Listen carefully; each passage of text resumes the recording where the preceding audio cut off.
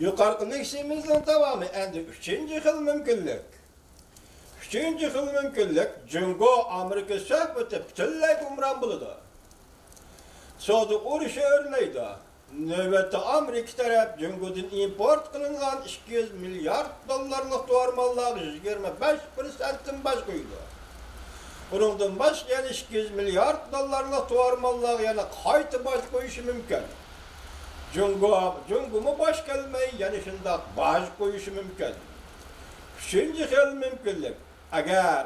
Üçüncü yıl mümkünlük eğer reallık ayrıldıgan bolsa, mesela üçüncü yıl mümkünlükte gumran buluş, reallık ayrıldıgan bolsa, şüphesiz ki Amerika Cungo işkilet taraf türüp etken buludu. Haber yazgıcı değil.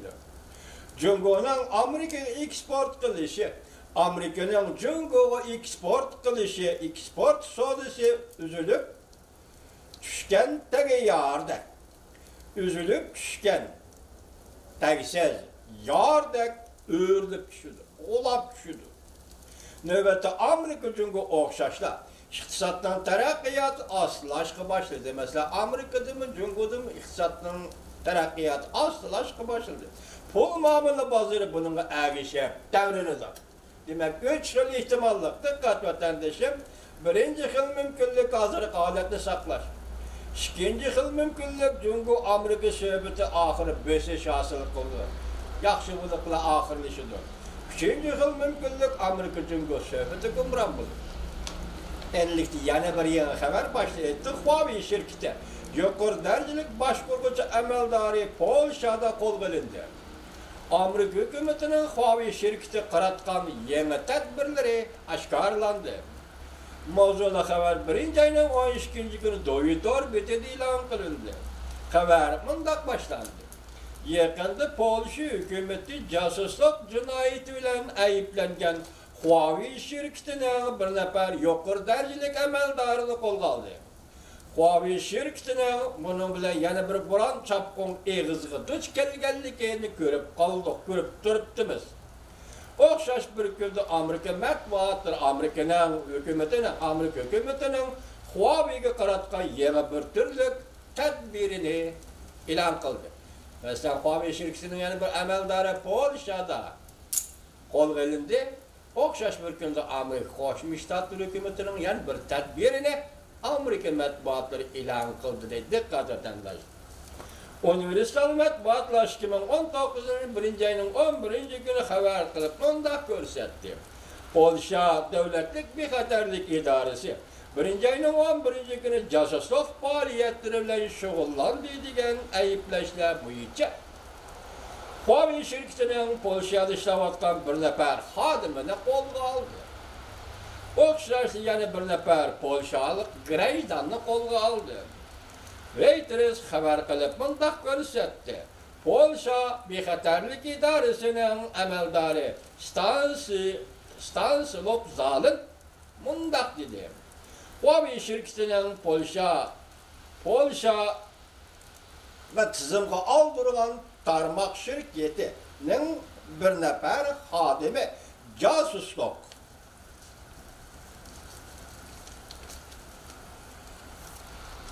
faaliyeti bilen şugullanganlığı için kol gelindi. Bu işten Cungo şirketi bilen alakası yok. Cungo'nun baş şirketleriyle alakası yok. Bu casusluk kılganlığı için kol gelindi demek diyor. Okşaşlı vakitte Polşa TVP televiziyesi kanalında mındak görüstüldü. Bu kişiler cinayetini ihra kılmadı.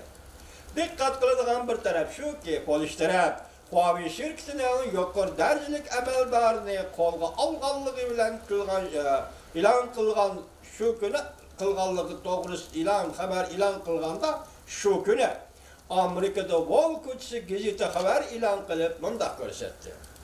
Amerika Koşmuş Ştatları Savunma Ministerliği Devlet Bexaterliği oyluştu gözlü tutup Huawei şirketinin Amerika'daki tarmak şirketinin 2014 yıldan başlap ilgi bolgan eksport kılış kenişkisiga qayta ruhsat berishni rad qildi.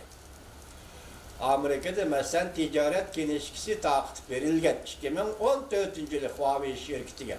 Yani bir tarmak şirketi endilikte Amerika Qo'shma Shtatlari onun davamlı iqtisodiy ticaret qilish, kinishki talab qilishini ya kinishki tamgı besishni rad qildi dedi. Bilayotgan texnika davlati rad qildi. Bu albatta bu şirketning tadqiqot olib berayotgan bir qism texnikalari endi o'zining davlatiga qaytarib ketolmaydiganligidan darak berdi. Amerika tadqiqot bilan shug'ullanayotgan texnika munosabatlik ishlarni yoki munosabatlik planlarni yoki bilim aqidalarni hammasini endi vataniga Jungo qaytarib ketolmaydiganligidan darak berdi edi. Reuters agentligi bunday ko'rsatdi. Bu əməldarlığın vəzifəsindən ayrılğanlıq Huawei şirkətinin qərb dünyası da barğansını qatlıq təkşürüşkü duç kilovatqanlığını düşəndirib birdi. Polşa hökuməti yeni Huawei şirkətinin bir nəfər əməldarını qolğa aldı. Onun casuslıq qılmışlarından gumallandı. Növbətdə qərb dünyası da Huawei şirkətinin gumallanışının texnika küçüyvatqanlığını göstərdi yuqarıda əlamətlər. Huawei şirkətinin qaydalarına xilaflıq qilishinin yeni paketləri aşkarlandı. Mingvanjo'nun vaziyeti texnika diqqat qo'zg'ashga arziydi. Masalan, Amerika o'tkazib bir shartnomasi bo'yicha Kanadani qo'l qilishga topshirgan Mingvanjo hozir Kanadada kapilga qo'yib berilgan.